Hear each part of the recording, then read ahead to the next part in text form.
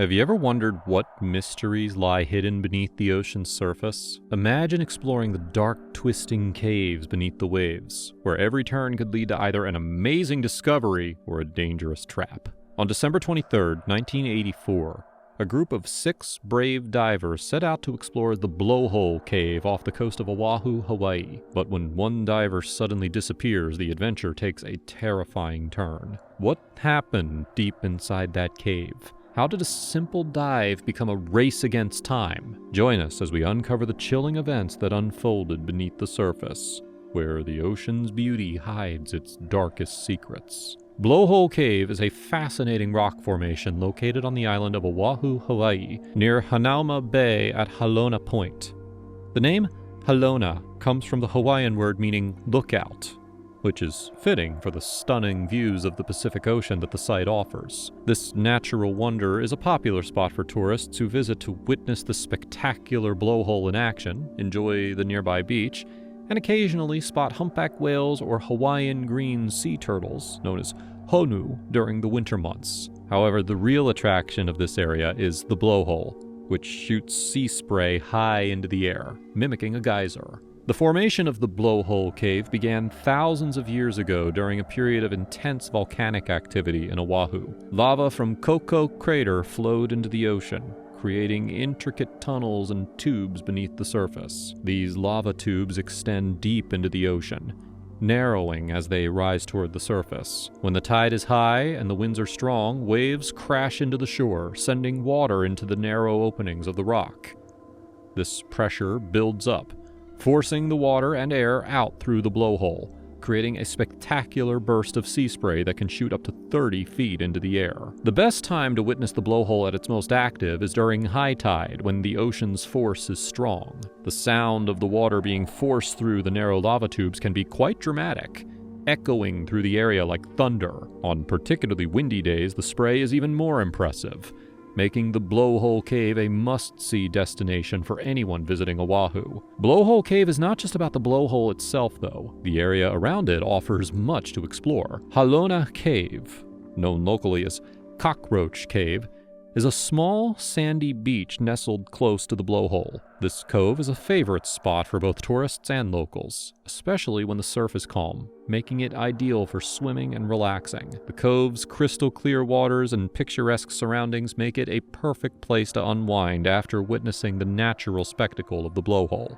Just next to Halona Cave lies a reef covered in Sinularia leather coral, creating a vibrant underwater ecosystem. The reef is home to various marine life, including echinoderms, colorful slugs, eels, and different species of coral. The presence of such rich biodiversity makes this area a paradise for snorkeling and diving enthusiasts who want to explore the underwater world and witness the beauty of Hawaiian marine life up close. For cave explorers, BlowHole Cave presents a unique adventure. Although it is not a traditional cave in the sense of dark, enclosed spaces, the lava tubes that extend into the ocean offer a thrilling exploration experience. These tubes are the result of ancient volcanic activity, where molten lava flowed toward the sea, cooling and solidifying to form intricate tunnels beneath the surface. Now, while some of these lava tubes are submerged, others remain accessible, providing explorers with the chance to investigate these ancient pathways carved by nature.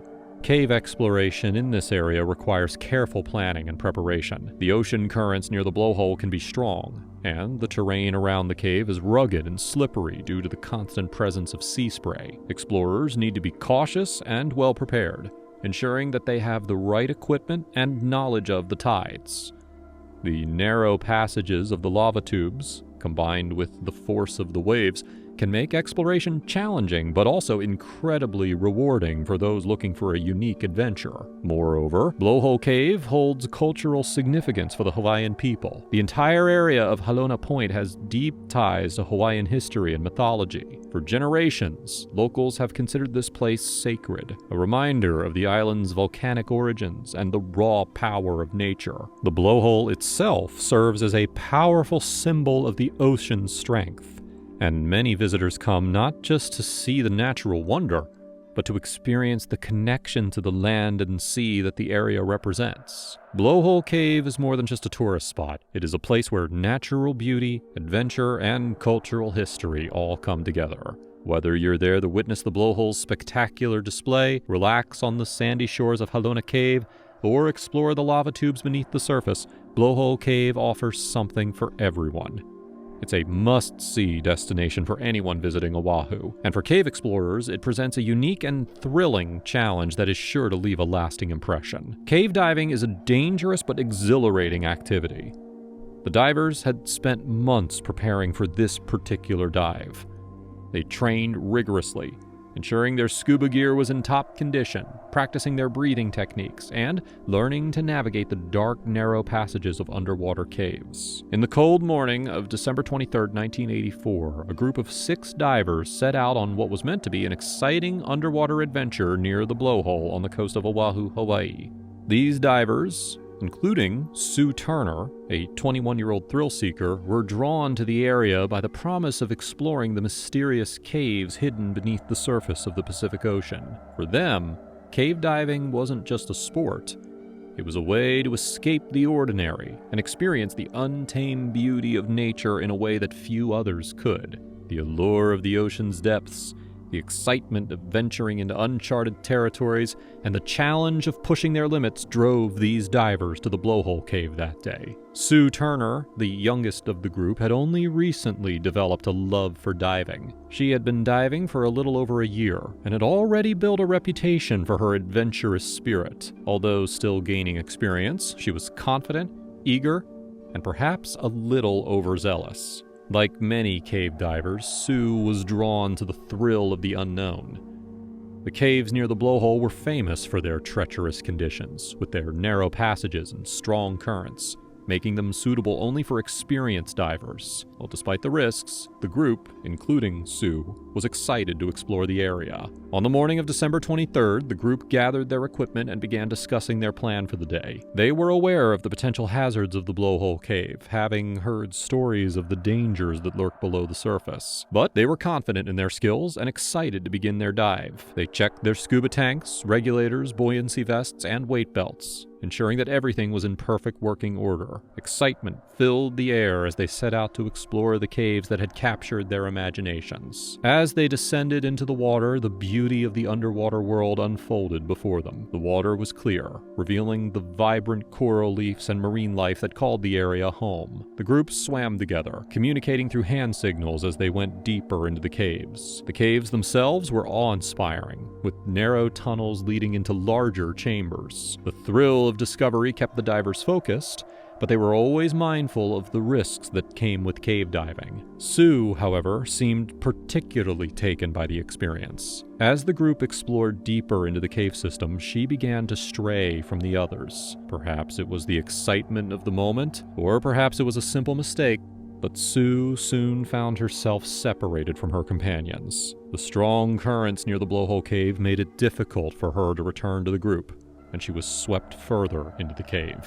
As the minutes passed, the group realized that Sue was missing. Panic began to set in as they searched the nearby area, signaling to each other in a desperate attempt to locate her. They knew that time was of the essence, and the dangers of the cave became more apparent with each passing second. The strong currents and narrow passages made it difficult to navigate, and they feared that Sue had ventured too far into the cave to return safely. After what felt like a very long time, the group came up to the surface and called for help.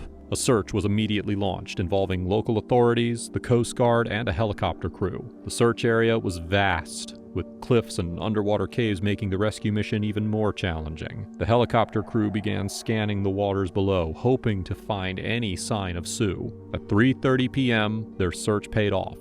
Sue's scuba tank, regulator, and buoyancy vest were found floating off the cliffs below the Makapu lighthouse, about half a mile from where she had last been seen. The discovery raised more questions than answers. Why had Sue discarded her equipment? Why was her gear so far from where she had been diving with her group? The discovery was troubling, and the rescue team knew that time was running out. About 2 hours later, Sue's body was discovered 60 feet below the surface, resting on a ledge within the cave. Her lifeless form was a testament of the dangers that cave diving posed. Shockingly, Sue was still wearing her weight belt when she was found. For divers, the weight belt is one of the first pieces of equipment to be thrown away in an emergency, as it helps the diver to rise quickly to the surface. The fact that Sue still had her weight belt on led to questions about what had really happened. Some wondered if there had been foul play involved, while others believed that Sue had become disoriented and panicked in the strong currents, leading her to make fatal decisions. The recovery of Sue's body was a difficult and emotional process for all involved. The rescue team worked tirelessly to bring her remains to the surface, carefully navigating the treacherous cave system. The other divers in the group were left devastated by the loss of their friend and companion. For them, the excitement of the dive had turned into a nightmare, one that would leave them with lasting scars. After all this incident was over, questions and doubts still remained as to what had happened below the surface. What had caused Sue to become separated from the group in the first place? Had she made a wrong turn, or had the strong currents simply swept her away? Why had she discarded some of her equipment but not her weight belt? The divers who were with her that day were left with the painful memory of losing a friend in such a tragic and unexpected way. Cave diving is a sport that requires skill, experience, and caution. While it offers the thrill of exploring unseen places, it also comes with inherent dangers. The incident involving Sue Turner serves as a sobering reminder of the risks that come with underwater cave exploration. Even the most prepared and experienced divers can find themselves in life-threatening situations when exploring the depths of the ocean. Sue's tragic death also started discussions in the diving community about the importance of safety rules. Divers were reminded of the importance of staying together as a group, talking clearly, and always having a plan for emergencies. The recovery of Sue's body also raised awareness about the dangers of the BlowHole Cave and its surrounding areas, leading authorities to warn divers about the risks of exploring the caves. For Sue Turner, what began as an exciting dive into the unknown ended in tragedy. Her story is one of both the thrill and the danger that comes with cave diving. Sue loved to explore and have adventures. That's why she went to BlowHole Cave that day. Unfortunately, her life was tragically cut short. But her spirit of adventure and curiosity continues to inspire those who hear her story. Cave diving, like all extreme sports, has risks and uncertainties. For those who dare to explore, the excitement of discovery is often mixed with the understanding that the ocean can be unpredictable and sometimes dangerous. As we reach the end of this tragic tale, it is clear that the ocean's depths, though mesmerizing and full of wonder, are not without their dangers. Cave diving, with its promise of discovery, can quickly turn into a deadly challenge if respect for the environment is lost. Sue's passion for exploration led her into the unknown, but the price she paid serves as a stark warning to all who seek the thrill of diving into these mysterious waters. So the next time you hear the roar of the ocean or feel the pull of adventure, remember this story. Stay safe, stay alert, and always respect the mysteries that lie beneath the waves. Dive deep, but never forget the risks that come with the beauty of the unknown. Thank you for watching and following Sue Turner's incredible yet tragic journey into the depths of the BlowHole Cave.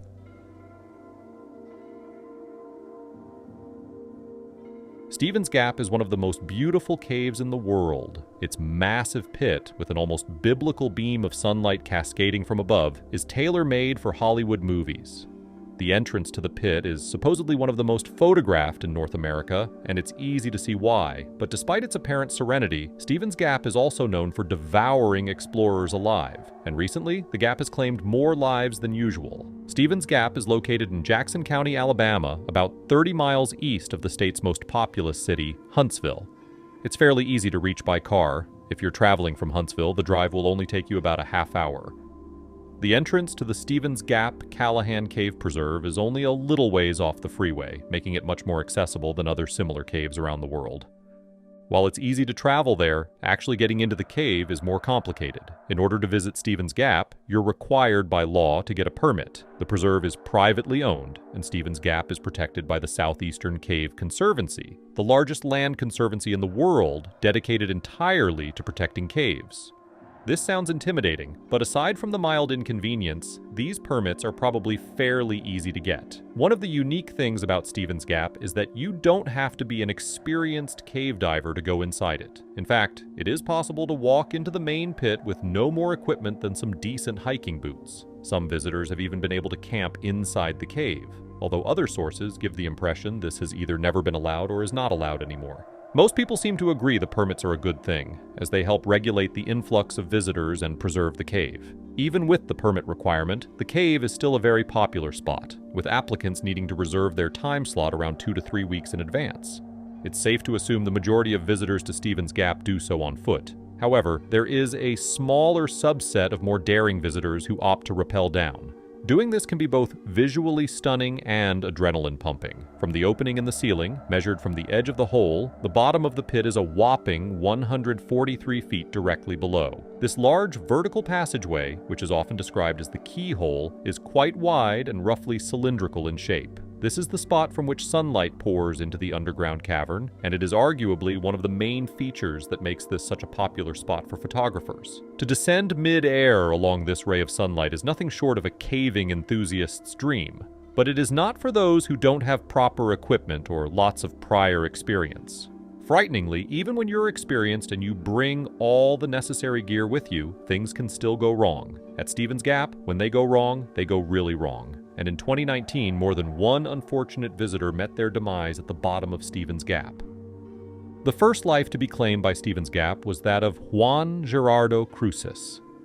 Juan was from Madison, a small city on the opposite side of Huntsville from Stevens Gap. Juan was born in November 1994, so in the spring of 2019, he was just 24 years old. According to reports, Juan left his home on Thursday, April 11th to go hiking by himself. All that was apparently known by friends and family at the time was that he was planning to hike in Jackson County. It's possible that Juan himself wasn't sure where exactly he wanted to hike. After all, traveling alone leaves ample room for spontaneity.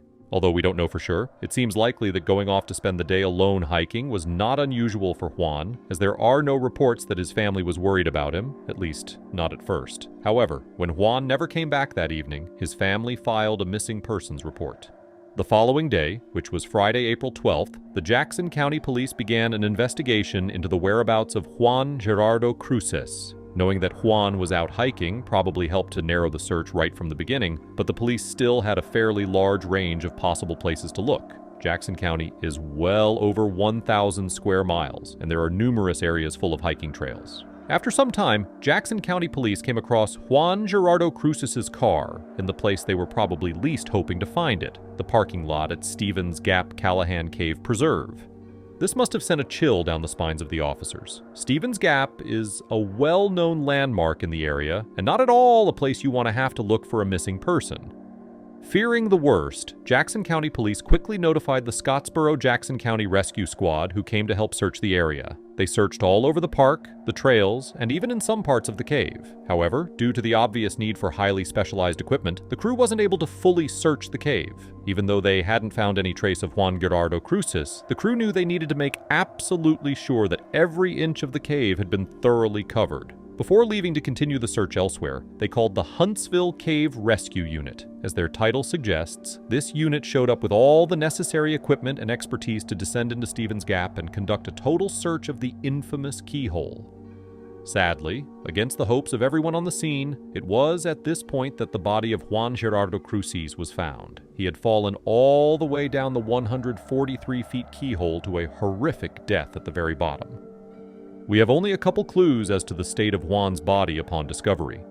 The first is that Jackson County Sheriff Chuck Phillips was able to identify the body as being that of Juan. Considering the kind of damage one can imagine a fall like this causing, this is frankly amazing, although we don't exactly how Sheriff Phillips was able to make the identification. The second is that officials choose not to order an autopsy, so while Juan Gerardo Cruces was still recognizable, the fact that he had fallen and been killed was so obvious to those at the scene that they felt no need to investigate any further. Even if the cause of death, in the most immediate sense, was crystal clear, there are still many questions that should have been raised.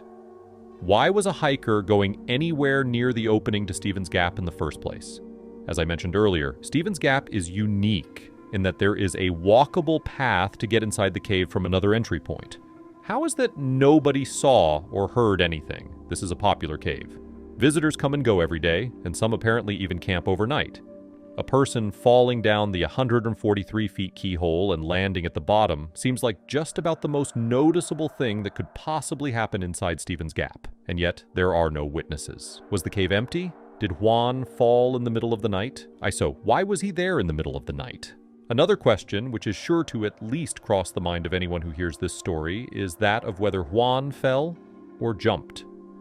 I can't speculate on this because I didn't know Juan and haven't spoken to anyone from his family or friend group. However, I can tell you that, assuming they were doing their jobs diligently, Jackson County Police would have absolutely considered this possibility and pursued it, and they ruled Juan's death an accident. Even then, there's still a sense that not every question has been answered with this story. How did Juan accidentally fall into one of the most famous landmarks in the county, especially if he was an experienced hiker who was familiar with the nature in the area? In the end, Juan tragically took most of the answers to the bottom of Stephen's Gap with him. Juan Gerardo Cruces would not turn out to be the only person claimed by Stephen's Gap in 2019. Just a few months later, a young man named Philip Whitehead was visiting Jackson County on vacation. Whitehead was from Florida. He was also serving in the military at the time and was stationed at Fort Campbell, which is about 3 hours north of Jackson County. One of the items on Whitehead's itinerary was visiting Stephen's Cave with one of his friends. Being an adventure-seeking young man, Whitehead wanted to try rappelling down the infamous keyhole. It's not clear what level of experience he had with rappelling, although his being in the military probably increases the likelihood that he had some experience, and certainly increases the likelihood that he was at least in good overall physical condition. His friend, however, was definitely experienced with rappelling. In fact, multiple reports say that his friend had actually rappelled down Stephen's Gap more than once before. Going to the cave, the two brought plenty of equipment. I would also assume that they acquired the necessary permits, although we don't know this for sure, and, as we'll see later, we have at least some reason to doubt it. This descent started out like any other. The two harnessed themselves in, checked, double-checked, gave themselves the green light, and stepped over the edge. I doubt they went at the same time, even though it is possible they did. Given that they probably didn't, I would guess that Philip Whitehead went first. It would make some sense, as his more experienced friend could provide more guidance in the very beginning of his descent if he needed it. But the main reason I'm guessing this is because Philip's friend is still alive. Disaster struck Philip at some point as he was making his long and spacious descent through the sunlit vertical tunnel. Multiple reports, which one assumes rely on the testimony of Philip's friend and maybe other witnesses as well, state that a loud pop was heard. Officials would later speculate that this pop could have been the sound of the rope snapping, or the breaking of the metal carabiner which attached Philip to the rope. Either way, it was quite literally the worst thing that could have happened. Philip's gradual descent was immediately transformed into a total freefall. Even more tragically, his friend was powerless to help as he watched his friend plummet to his inevitable death. Once again, the Huntsville Cave Rescue Unit was called to duty. They were able to recover the lifeless body of Philip Whitehead, who became the second young man in just a few months to have his life tragically cut short at Stephen's Gap. This was enough to inspire a significant public effort on the part of local officials to try and educate the public and encourage safer behavior. Brian Bailey, the chief of operations for the Huntsville Cave Rescue Unit, made the following public statement shortly after Philip Whitehead's death. If you plan on visiting the site, go to the Southeastern Cave Conservancy website and get a permit. Stay on the marked trails and stay away from the edge of the pit. Use good common sense. This statement seems to imply that neither Philip Whitehead nor Juan Gerardo Cruces had permits, and that neither one of them was using good common sense. But is that true? Juan Gerardo Cruces most likely wasn't planning on entering Stephen's Gap at all, so the issue of whether or not he had a permit is irrelevant. The opinion of those who worked the case and the available information all seem to suggest that his death was an accident, which could very well have been prevented being more careful, as Bailey suggests. But somehow that doesn't seem like a satisfactory solution. The fact that Juan, a young, fit 24-year-old, accidentally fell down one of the largest and most well-known keyholes in the country is quite odd, and we don't really know how it happened, because as far as we know, no one was there to witness it. As for Philip Whitehead, we have no reason to doubt that he and his friend both acquired the necessary permits, other than Brian Bailey seemingly implying that they didn't, and that if they had, somehow that would have prevented the tragedy. Whitehead was a young military man who brought an experienced friend and the necessary equipment. It would be strange if, despite all this thoughtful preparation, they both somehow neglected the legally required permits that one would assume they'd have to sneak into the preserve without. I think the truth is that Brian Bailey, the Huntsville Cave Rescue Unit, and other officials simply don't know what else to do.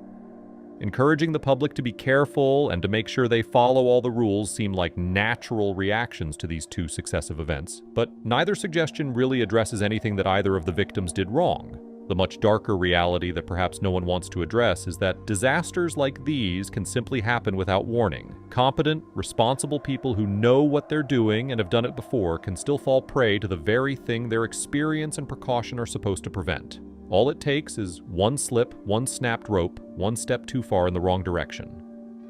Do you think the deaths of Juan Gerardo Cruces and Philip Whitehead could have been prevented? Post your thoughts in the comments below. As always, thank you guys so much for watching. Be sure to like the video and subscribe for more caving stories in the near future. That's all for now. I'll see you next time.